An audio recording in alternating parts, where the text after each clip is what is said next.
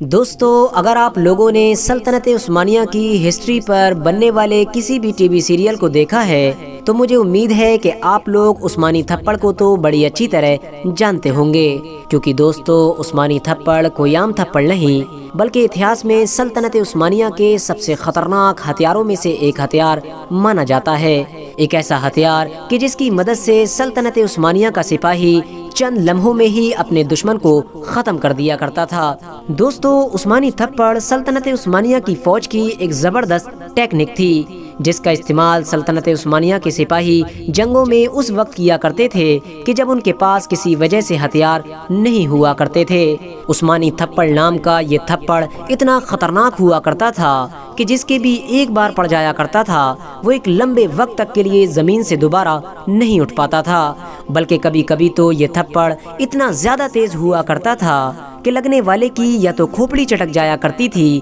یا پھر اس کی گردن ہی ٹوٹ جایا کرتی تھی۔ حالانکہ دوستو، سلطنت عثمانیہ کے ہر سپاہی میں یہ قابلیت نہیں ہوا کرتی تھی کہ وہ عثمانی تھپڑ کا صحیح طریقے سے استعمال کر سکے، کیونکہ دوستو اس کو استعمال کرنے کے لیے ایک اسپیشل ٹریننگ کی ضرورت ہوا کرتی تھی۔ عثمانی تھپڑ کو مارتے وقت اپنے ہاتھ کو کوہنی کے پاس سے نہیں موڑا جاتا تھا، بلکہ پورا ہاتھ کاندھے تک سیدھا کر کے اس طرح سے مارا جاتا تھا تاکہ تھپڑ میں اور بھی زیادہ طاقت پیدا کی جا سکے، اور اسی وجہ سے اس تھپڑ کی آواز بھی دوسرے عام تھپڑوں سے کہیں زیادہ ہوا کرتی تھی، اور تھپڑ پڑتے ہی آس پاس میں ڈر کا ماحول پھیل جایا کرتا تھا۔ دوستو، سلطنت عثمانیہ کے جو سپاہی بھی اس تھپڑ کو مارنے کا طریقہ سیکھتے تھے تو ان کو ہر دن لگ بھگ 2 گھنٹے تیل لگے ہوئے پتھر پر اپنے تھپڑ کو مارنا ہوا کرتا تھا، اور ان کی یہ پریکٹس کئی سالوں تک لگاتار چلتی رہتی تھی، اور آخرکار ایک وقت وہ بھی آ جاتا تھا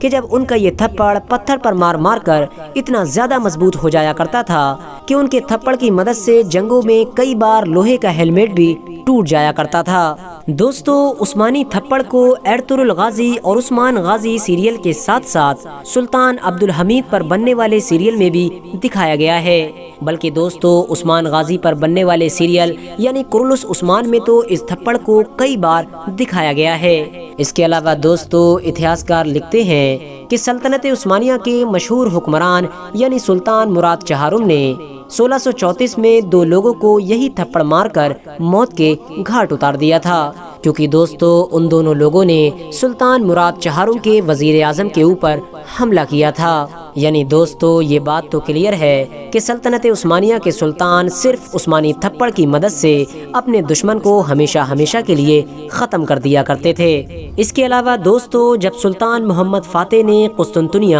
یعنی آج کے دور کے استنبول شہر کو فتح کیا تھا تو اس میں بھی اس عثمانی تھپڑ نے سلطنت عثمانیہ کی فوج کی حد سے زیادہ مدد کی تھی، کیونکہ دوستو جب حد سے زیادہ محنت کرنے کے بعد عثمانی فوج قسطنطنیہ کے مضبوط قلعے کی دیواروں پر چڑھنے میں کامیاب ہو گئی تھی تو اس دیوار پر کم جگہ ہونے کی وجہ سے سلطنت عثمانیہ کی فوج اپنی تلواریں نہیں چلا پا رہی تھی، جس کی وجہ سے انہوں نے اس دیوار پر اپنے ان تھپڑوں کا استعمال کیا تھا، اور یقیناً ان کے یہ تھپڑ ان کے لیے اس جنگ میں حد سے زیادہ فائدہ مند بھی ثابت ہوئے تھے۔ فی الحال دوستو، آج کی اپنی ویڈیو کو ہم یہیں پر ختم کرتے ہیں۔ ویڈیو پسند آنے پر نہ صرف ویڈیو کو لائک کریں بلکہ اپنے فرینڈز کے ساتھ بھی ضرور شیئر کریں، اور اسی طرح کی نالجیبل اور ہسٹوریکل ویڈیوز ہمیشہ دیکھنے کے لیے ہمارے اس چینل کو سبسکرائب کر کے ساتھ ہی میں بیل آئیکن کو بھی پریس کر دیں۔